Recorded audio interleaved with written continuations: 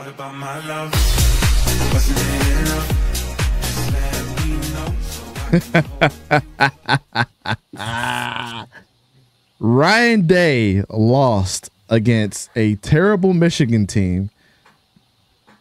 What will it take for Ohio State to fire this man? I remember when Jim Tressel got fired for losing to Michigan, and that was his only loss that season. What was it that James Haddad said? That blowjob? I think that might be what it takes. What's going on, Khalid? Why is he not fired at this point in time? Yeah, so I went through this like with Sports Chasers. You know, you and I were with them last night.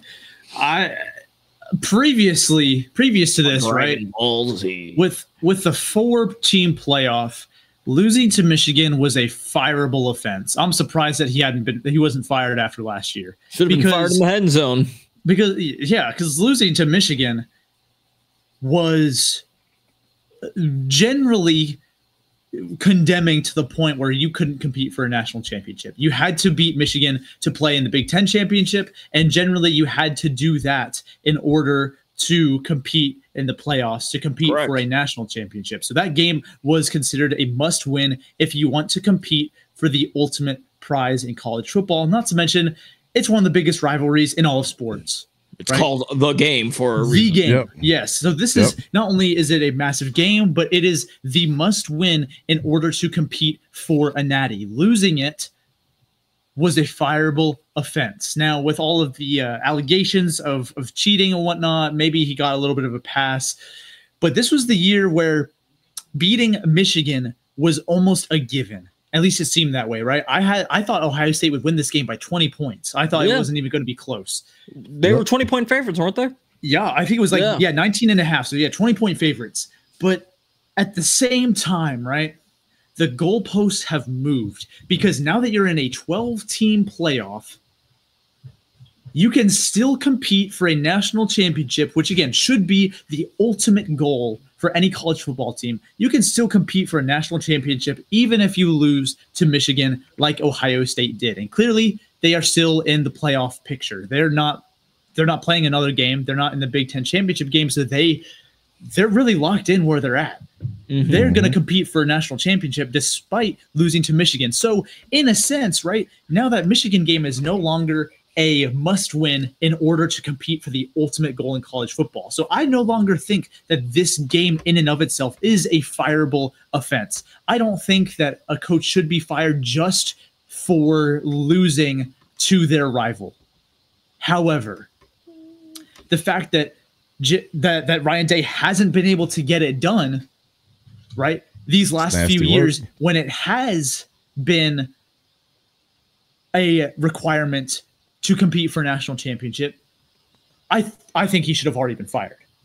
But at the same time now, while it's no longer a fireable offense, in my opinion, to lose to Michigan, if Ryan Day loses in the first or second rounds of the playoffs, so if you don't make it to a semifinal, I think he should be fired. I think that should be the last straw. Because if you can't beat Michigan in a year where it's a gimme, right? Michigan is down.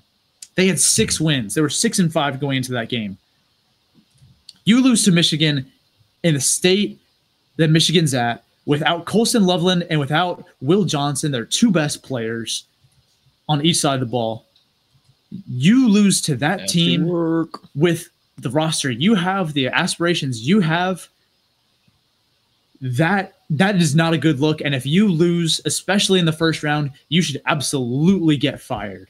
You should, because he has proven time and time again that he cannot get it done when it matters most, right? Moving forward, just losing to Michigan is less consequential than it was the last 3 years for Ryan Day. However, the last 3 years, he couldn't get it done against Michigan. And now, in a gimme year, he still couldn't. And if he loses in the playoffs, that's showing that, even again, when it matters most, he can't win. He's won big games before, yes, but he can't get it done to compete for a national championship. And if you're the Ohio State University, the expectation is to compete for national championships. With the players you have and the brand that you have, the NIL backing you have, you should be competing for national championships. And they haven't with Ryan Day. before because they were losing to Michigan. And now, if they lose early on in the playoffs, Ryan Day should be a goner. No questions asked.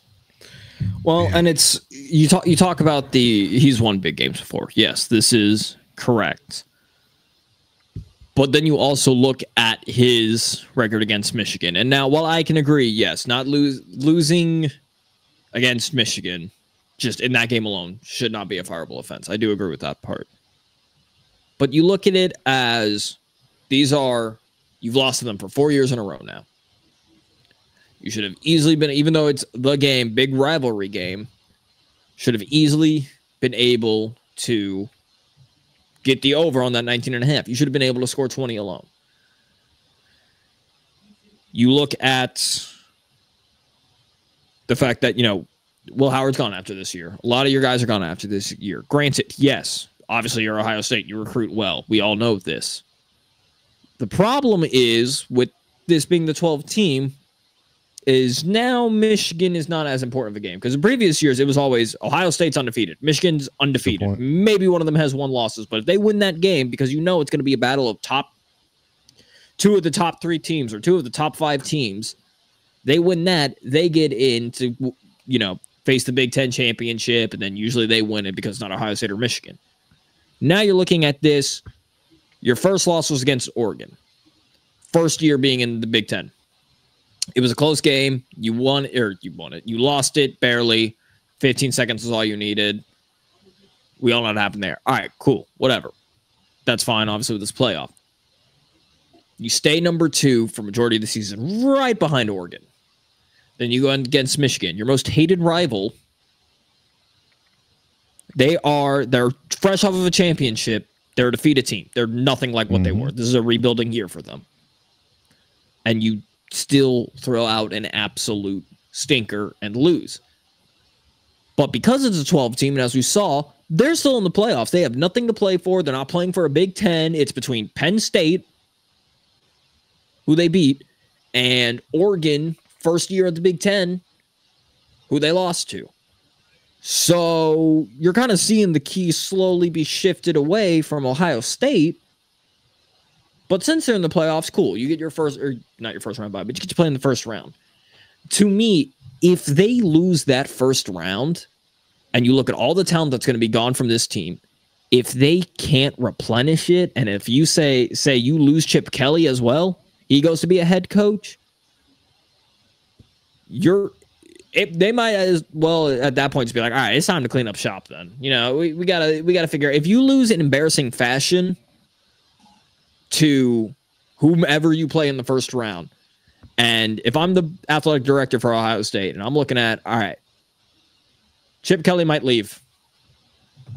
We're going to bring Chip in the office, talk about what his interest is if he is the head coach, and then or if he wants to be the head coach here, and then bring in Ryan Day. Because you've got a nice replacement waiting in the wings. He just might not know it yet. Yeah, but I disagree with that because, Chip Kelly already said that he doesn't want to deal with reporting. But who knows? No, I mean, that's fair. Maybe he just wanted to be at a big program like Ohio State too, where he knows he's going to get a ton of help. Exactly. Hire a bunch of Connor Stallions, have them do it for you. And plus the rule change this year with all the analysts as well. So and I think it also I think it does speak volumes of Ryan Day's body language after the loss. Yeah, I think that just speaks volume. If I'm the AD, I'm seeing this. I'm bringing him in the office going, what the hell was that about? First of all, what the hell was the loss about? Second of all, what the hell is all this about? I'm just going to throw this out there really quick. There's really no. I'm drawing, just drawing lines with really no backing. But their athletic director, Ross Bjork, was the AD at Texas A&M when Jimbo Fisher received a massive contract extension. Jimbo Fisher is currently without a job. Jimbo did say earlier this year he was going to take this year off,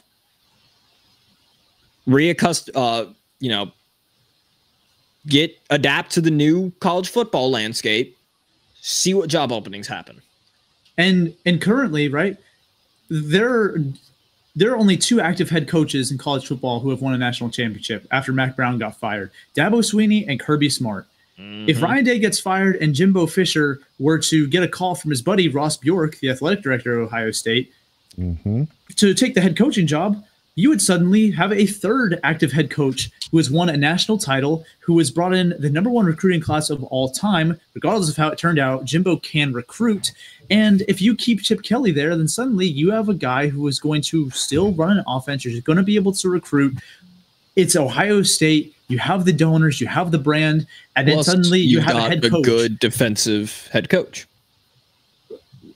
I think that, again, I'm not advocating for that. I'm just throwing out there that there are connections, there are ties with the Ohio State program currently to Jimbo Fisher.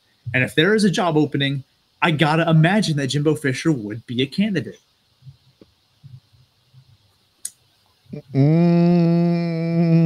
Hey, it's better than the early speculations that we joked about Jimbo going to Florida. And I'm not saying they should go with Jimbo. I don't think that would be a good move. I'm just saying it could be a possibility. Yeah. I don't think Jimbo I think Jimbo's going to go back to West Virginia. After Neil Brown got fired? Yeah. I think he's going to West Virginia. Especially now that he's been sitting out a year or two. And people are like, okay, he's sitting back. He's not trying to get too far ahead of himself. Wonder if he's adapted. Yeah. Wonder if he's adapted to everything.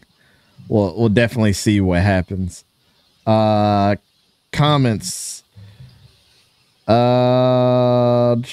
Torque, he should be out of there. Going to West Virginia. Isn't this surefire better replacement out there at the moment? That's true fishing. Only 3 that would make some sense to me would be Chip, Brian Hartline, Fickle, and I don't see any of them getting it right now. I doubt Brian Hartline gets it because he did a terrible job last year as OC. That's why they brought Chip Kelly in. Remember, Bill O'Brien was there first. Ryan Day has had some of the best teams to never win a title in college football history. That is fucking facts, bro. That is factual. Absolutely. That Justin Fields team was so fun to watch. Justin Fields should have never not have won a college football championship. Even if Marvin Harrison Jr. doesn't like that kick was just that kick is haunting. I don't know, Fishing, at some point you gotta let Fit over Mark Richt, bring in Kirby Smart, hire Sharon Moore. Jimbo is going to Jimbo isn't going to is going to West Virginia. Stop it. No, I think he's supposed to say Jimbo isn't going. Yeah. I think he's trying to say he's not going, bro. He's going to go to West Virginia. I say Heartline because I know the players would love him, and I think keeping Chip and Knowles would be huge for him. Jim Knowles is not going anywhere. I can tell you that right now. Chip Kelly probably isn't going anywhere unless he gets thrown a bunch of money. And he's a co-offensive coordinator with Chip Kelly right now, so which is the best for his career development and being under somebody that has that knows what they're doing for sure. My take is that his ass should have been fired yesterday. But that's just me. That's just me, dog. I think losing to a layup win like you had over against Michigan was unacceptable. I really do. I think that was a fireable offense on its own. And then literally, we understand how good Oregon is, but you let another team that was playing in a completely different conference come over and beat you. Granted, it was at their house, but like, if Ohio State was so good, they should have won that game. And by their roster, they definitely should have won that game too. Even though we knew the type of caliber player that Dylan Gabriel and Jordan James and all the rest of those guys are, Jabbar Muhammad, and the list just goes on. Evan Stewart and Tez Johnson and Ferguson, like those dudes are no joke. But you can't do it like this, man. If you took that loss, you're supposed to stop a mud hole in at least Michigan. And like I said, it just sucks for Indiana that you put Indiana in the worst situation possible as a one-loss team. I hate you. You did this, you son of a bitch. Giving the Anakin Skywalker, I hate you. You are my brother. If you're going to beat Indiana like the way that you did, you should beat Michigan. This is a total slap in the face.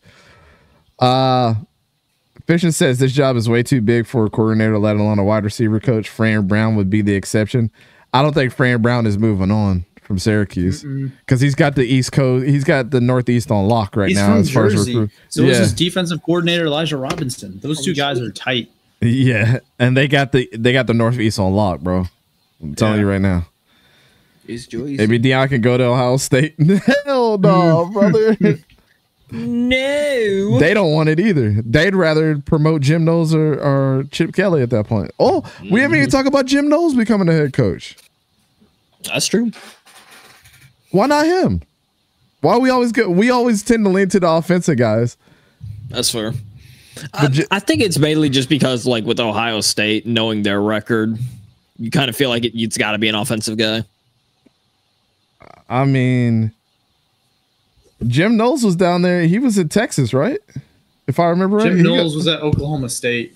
Oklahoma State. But I thought he was at Texas at one point. I don't think so. I'm reading. Okay, Cornell, Western Michigan, Ole Miss. That's probably who I'm thinking of. Ole Miss, then Duke, and then Oklahoma State. Yeah, he was a head coach. When was he a head coach? He played defensive end at Cornell. He's from Philadelphia. He was a head coach for Cornell from 2004 to 2009. Oh, come on, man! Like, that's Cornell. Let's get him with the real people, man. Literally, Duke has been good since the time he was there, or at least decent. Mm-hmm. And let him rock out. Give him the head coaching job again. Let him cook. F Ryan Day, man. Jim Knowles. Ohio State's Jim Knowles named as a semifinalist for the Broyles Award. Come on now. I'm about to tweet at Jim Knowles and be like, why not you? Good. What do you mean? Huh? Let's see. Let's see if there's any rumors. Let's see. Any news on Jim Knowles becoming a head coach? Jim Knowles says it would be hard to leave Ohio State for a head coaching job elsewhere. This is where, what do you say? Hold on. It gets juicy. This is where I always work to be. Oh, okay. So, wait a second. The plot has thickened, ladies and gentlemen. This is where he worked to be. So, would he take a head coaching job at Ohio State?